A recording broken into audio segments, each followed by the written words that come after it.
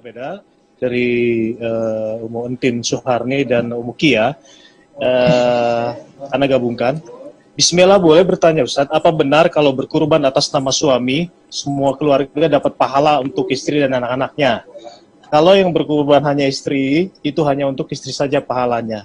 Kemudian yang kedua, bolehkah berkurban dengan kambing atau domba yang betina? Dan mana yang baik? Syukran Ustaz. Barakallahu fikum. Naam jamaah. Kalau bicara bolehkah? Kalau bicara suami, ya kalau suami kepala rumah tangga yang berkorban diniatkan buat satu keluarga, insya Allah dapat tuh pahalanya satu keluarga. Tapi ini artinya satu kambing itu cukup lah dibagi-bagi sama keluarga. Bukan berarti semuanya berkorban, enggak. Karena satu kambing ya untuk satu orang. Tapi ketika kepala keluarga yang menyembelih, dia berdoa, ya Allah ini buatku dan buat keluargaku, semoga pahala itu didapat oleh keluarganya. Kalau bicara istri yang berkorban, nah ketika istri yang berkorban, ya dia untuk dia. Tinggal bagaimana, apakah seorang istri ketika dia berkorban, ya Allah aku ingin pahalanya juga dibagi-bagi sama keluarga dan anak-anakku. Semoga itu pun mereka akan mendapatkannya. Yang jelas ketika berkorban suami itu memang biasanya dia mengatakan ini buat aku dan buat keluargaku. Istri-istri Nabi berkorban. Mereka juga berkorban sendiri. Jadi ketika Rasulullah SAW berkorban, maka Nabi SAW di masa hidup beliau ketika beliau di Madinah, beliau tidak banyak harta. Sehingga beliau berkorban kadang-kala 1 ekor kambing, 2 ekor kambing ya untuk diri beliau dan untuk keluarga beliau. Setelah meninggalnya Nabi SAW, istri-istri Nabi mereka berkorban juga ya.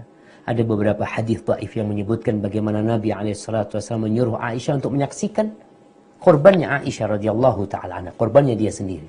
Tapi hadis itu dhaif. Wallahu a'lam bissawab ya.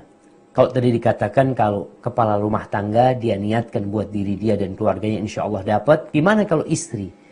Apakah kalau dia umpamanya dia memotong untuk dia dan untuk keluarganya juga dapat? Semoga Allah SWT memberikan pahala kepada mereka. Wallahu a'lam bishawab. Adapun kalau bicara bolehkah berkorban kambing yang betina? Boleh aja. Nggak harus yang laki. Tapi yang lebih utama yang laki. Yang lebih utama yang bertanduk. Yang lebih utama yang gagah. Yang lebih utama yang gemuk gitu ya.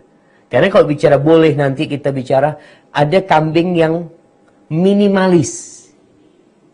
Kambing minimalis itu ya kambing kurus, nggak terlalu kurus. Yang penting jangan sampai kurus sampai kelihatan sumsumnya ya. Ya dia masih ada daging lah. Dia itu, ya kalau bicara minimalis ada batasan minimalis kambing itu. Insya Allah kalau antum nggak punya, antum bisa. Minimal domba, umurnya berapa? 6 bulan. Umurnya domba 6 bulan, Masya Allah. Kurus tapi tidak terlalu kurus, Ustaz. Alhamdulillah.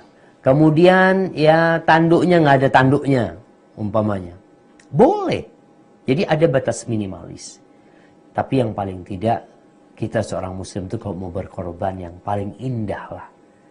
Karena sejatinya, Rasul SAW mengatakan, فَطَيِّبُوا بِهَا نَفْسًا. Hendaklah ketika engkau berkorban itu benar-benar senang gitu loh. Karena bukan masalah berat kambingnya, ketakwaanmu kepada Allah SWT. Engkau buktikan cintamu kepada Allah. Engkau buktikan pada waktu itu. Hadza wallahu a'lam bissawab.